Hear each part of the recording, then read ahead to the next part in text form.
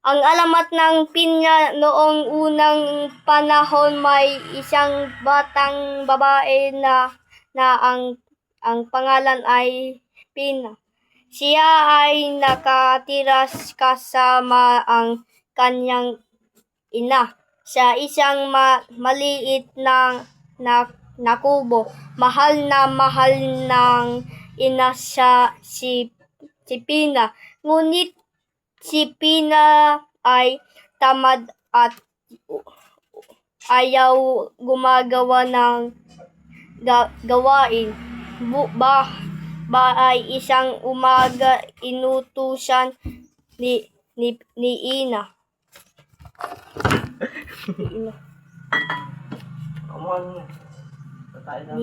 Ni Pina. Ngunit hindi niya alam ang gawain. Nanay, nasaan ang sandok? Tanong ni Pina. Naroon, sagot ng ina.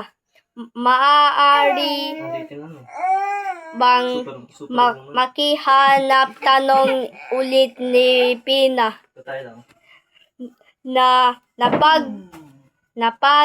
Napagod ang ina sa kakatanong ni Pina. Isang araw, nagkasakit ang ina. Inutusan niya si Pina na magluto na lugaw. Hindi ko po alam kung paano, sa sagot ni Pina. Nalungkot ang ina at nasabi niya, sana ay magkaroon ka ng maraming mata para makita mo ang lahat. Kinabukasan naghanap si Pina ng kanyang ina. Ngunit hindi na niya ito nakita.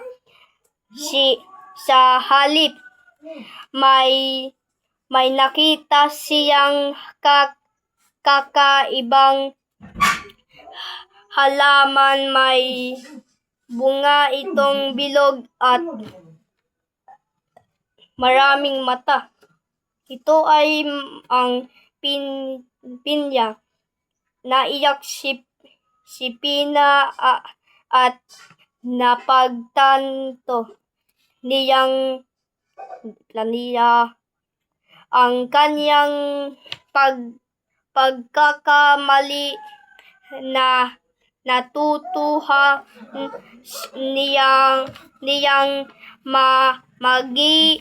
maging mas masipag at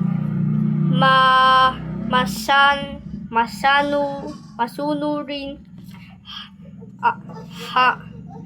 Hanggang ngayon, ang pinya ay may maraming mata bilang paalala sa mga batas na makinig sa magulang, maging masipag at huwag maging tamad.